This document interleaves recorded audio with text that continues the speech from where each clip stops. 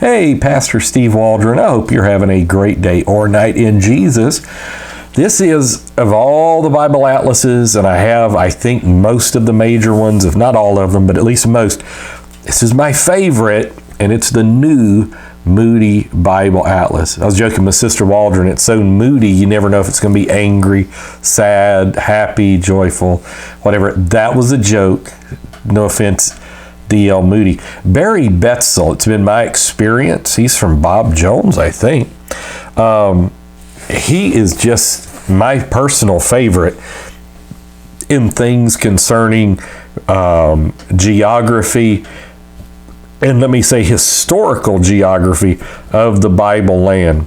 Now, I just saw Amazon has got this thing on a good sale. I don't know if it will by the time you see this video, because we do them several days to weeks in advance, but it was like $24.99, which is a good press. Moody Bible Institute. I went to Moody Bible Institute for 18 credit hours. So it's got 118 full-color maps, comprehensive survey of important biblical locations from Eden to Jerusalem to Rome, 800 plus endnotes, general reading list. Let's see, it says PhD, Drops University, Fuller Theological Seminary, University of Pennsylvania. I thought he went to Bob Jones as well, but I guess he did not. He's professor of Old Testament and Semitic languages at TEDS, Trinity Evangelical Divinity School in Deerfield, Illinois. He published map work in the NLT Study Bible, which that's a good study Bible. I'm not a big fan of the NLT, but the Study Bible is good. The SV Study Bible, which a lot of you like, the NIV Study Bible, which I just don't care for the notes. It's a little liberal for me. So let's get started on the inside. Nice gold here. It's going to give you a nice table of contents, which is going to be needed. I tell you where I really got to where I liked him.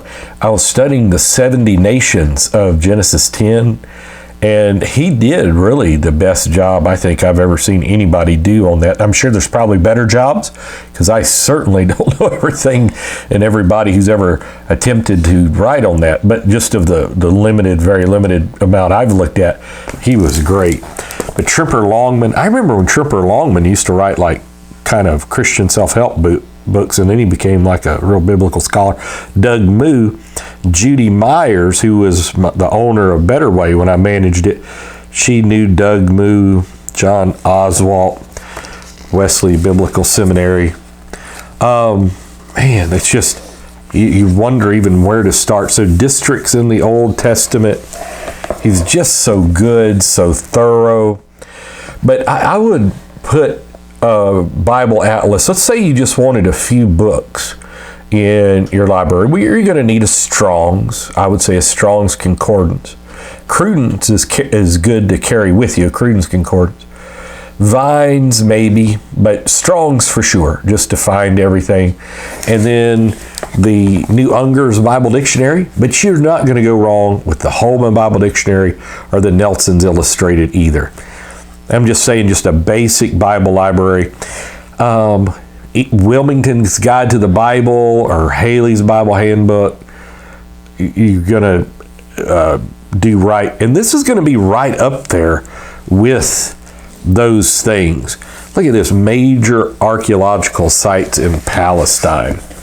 I may have to use some of that in our Biblical Archaeology Today podcast. And that's what I'm saying, so it's the type thing you could use as a book, beside the recliner, a bed book. Some people call them bathroom books, just where you look at the pictures and learn. But it's also, you can just sit and read it. I've never sat and read the whole thing. I've read some of it, but it's fantastic. Like Patriarchs in Palestine. And so it's just invaluable. And so if you're going to just do some serious Bible study, again, besides a great Bible and maybe a study Bible and a Strong's, biblical encyclopedias get into bigger things, but a good Bible dictionary, Bible handbook, this would be up there, like in the top 5 of stuff you want. Just amazing stuff. Jewish deportations, and returns. And so, like the Biblica is bigger than this, much bigger. This is actually going to sit on your shelf better. And he fits a real good niche to being scholarly conservative, if I know how to phrase that. That it's the height of scholarship, but it's also tends to be very conservative. Now, I'm basing most of mine, this is the new Moody Atlas of the Bible, on the original, which was done really well. And so I haven't used this one nearly as much. So, I mean, I don't know if he took a liberal bent or not in that, but just amazing. We'll let this be the last look.